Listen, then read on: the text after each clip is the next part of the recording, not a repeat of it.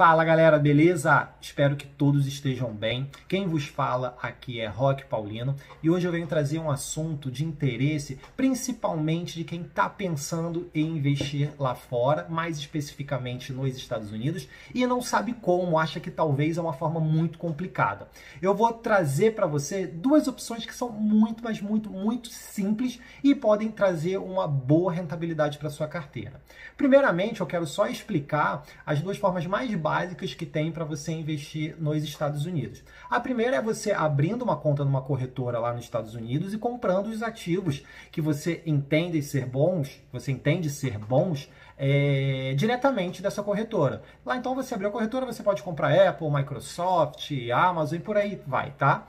A segunda forma eu classifico que é uma forma mais fácil e muito mais simples, principalmente para quem está iniciando agora.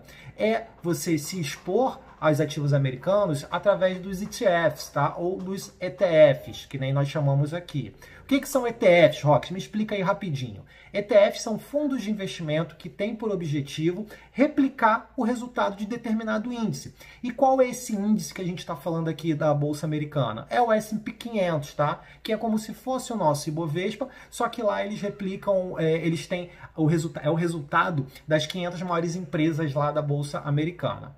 Bom, dito isto, eu venho trazer as duas opções caso você escolha fazer a sua exposição através dos ETFs. Não sei se você sabe, mas aqui no Brasil, na Bolsa mesmo, onde você já compra lá os seus ativos, as suas ações, seus fundos imobiliários, você tem dois ETFs que são bastante conhecidos e muito simples de você conseguir se expor. Um é o IVVB11 e o outro é o SPXI11. Esse SPX11 ele é um pouquinho menos conhecido. E no vídeo de hoje eu venho trazer aqui para você quais são as principais diferenças que talvez possam interferir aí na sua escolha, tá? Bom, a primeira diferença dele, óbvio, é o gestor. O IVVB11 ele é gerido pela BlackRock, tá? BlackRock é a maior gestora de fundos do mundo. Só para vocês terem noção, o patrimônio hoje que a BlackRock tem é aproximadamente 7 trilhões. Isso dá quase 6 vezes mais todo o patrimônio de fundos aqui do Brasil, ou seja, somente essa gestora tem quase 7 vezes mais patrimônio do que todo o mercado de fundos aqui do Brasil. O SPX I11, ele é gerido pela Itaú. Então, de um lado você tem a maior gestora do mundo e do outro você tem o maior banco do Brasil, um dos maiores bancos do mundo também, tá?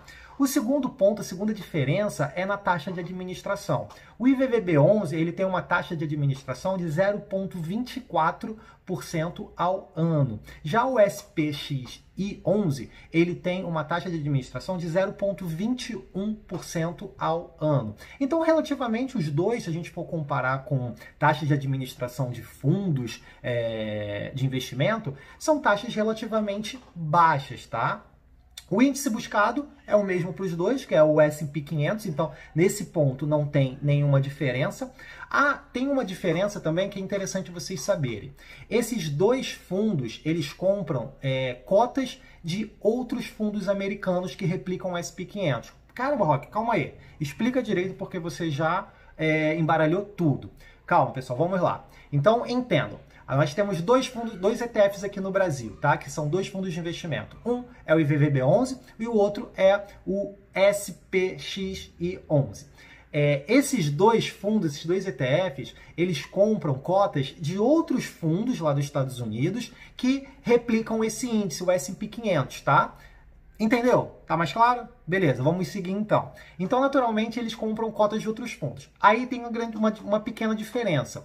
O IVVB11, ele compra a cota de um fundo chamado SPY, lá nos Estados Unidos. Já o SPXI11, ele compra a cota de um fundo chamado VOO, ou VOO, tá?